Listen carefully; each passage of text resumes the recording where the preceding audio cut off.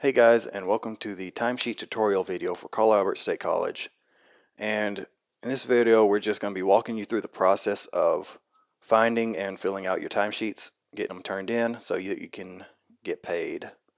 So first off, I'm going to show you a few ways to navigate to your timesheet. So this is from the Carl Albert homepage, home right there. So from here, you scroll all the way down and you have this picture right here, employment opportunities. You want to click on that. And you have student employment right here. Click on that. And you have your institutional timesheet and your federal timesheet right there at the bottom of all those links. Another way you can get there is to go to Discover Us right here, Human Resources, and you have the same picture.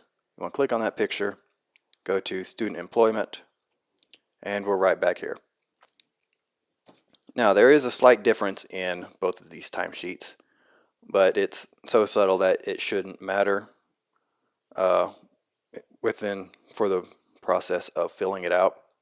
So we're just going to grab the federal timesheet, which I have right here, for the purposes of demonstrating on how to fill this thing out. So right off the bat, you're greeted with this page right here, the instructional page. The additional pages here are January, February, March, April, May. This is all the months included in the spring semester. For the fall semester, it should have the months included for the fall semester. For your convenience, timesheets are provided in this workbook. Hours will automatically calculate in actual hours column. If time entered correctly, please follow the instructions listed below to ensure accuracy of your timesheet and avoid delays in your pay. If you have any questions, contact Mickey Solomon, HR representative, at that phone number or that email. So right here, we're going to start actually getting into filling out the timesheet. Fill in student name and ID number. I already got that done. John Smith, student name, just fill that in. When you're filling this out, make sure that you're not on the actual cell that has the tag in it, as you can see there. We got ID number right there, which should be the same number that you find on your student ID card. Supervisor, just put Carl Albert. Department number. Your department number should be provided you by your supervisor. And you have your month and year. Both of those should be filled in prior to starting it. So they should automatically be filled in whenever you download the sheet. When you're inputting your hours, accurately record hours worked each day, round hours to the nearest quarter. So when you're putting in your hours, round it to the nearest quarter, which would be, say, if you're starting at 1 o'clock, it'd be 1 o'clock, 1:15, 1:30, and 1:45. And then the next is 2 o'clock. So go in quarters.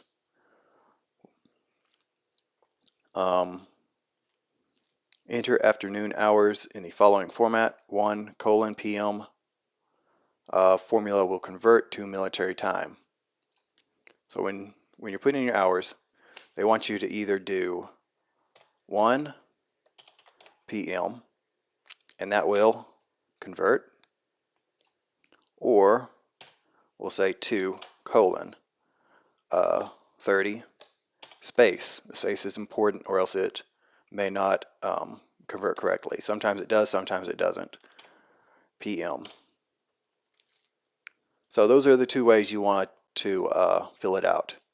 Again, the first one, you can just, if it's just a solid number, you just do the number, space, PM or AM. And the second way is if it's a, I don't know what you'd call it, a fractional. If it has a colon in it, we'll do 5:15 PM. It converts that way. So those are the two ways you can put in your hours.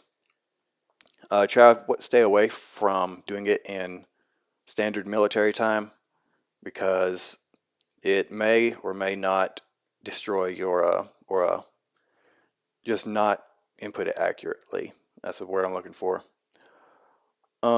Next is turn in your timesheet. Oh, right here, number 6. You and your supervisor verify hours worked, days worked, and sign timesheet. So get with your supervisor, have them look it over, make sure everything's inputted correctly, and then you'll have to sign it right here. Your supervisor signs it there. Turn in timesheet at the business office located in Hemphill Hall by the 3rd of the month. Payroll processed on the 4th. Payday is on the 12th of the month. Federal work studies must have prior approval from financial aid to work during any school break.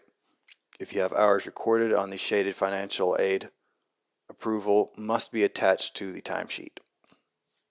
So, the grade areas, such as Monday, February the 15th, right there, or this whole week right here. This is spring break. The school's not open on spring break. So, if somehow you worked on spring break, you need to make sure that you have a approval sheet from financial aid attached to your timesheet. Okay. Checklist is my name is student ID number on the timesheet. Is my supervisor's name a department number on my timesheet? Do hours reflect actual work days and times worked? Are all afternoon hours converted to military time? Are all signatures on my timesheet? Did I turn in my timesheet by the 3rd of the month? So just run through that real quick before you turn in your timesheet. And let's see, timesheets are due by the 3rd. However, it is recommended to turn it in upon completion of the last day worked in the month. The timesheet, the time recorded as worked on the timesheet must be exact times and dates worked. So that's pretty much it as far as the timesheets. If you have any questions, you can contact Mickey Solomon right there. And another quick note, if you're working in multiple departments, you need to have a timesheet document or booklet, whatever you want to call it, for each job. You can't use the same timesheet for both jobs. Okay? And that's pretty much it. I hope this video is helpful, and good luck.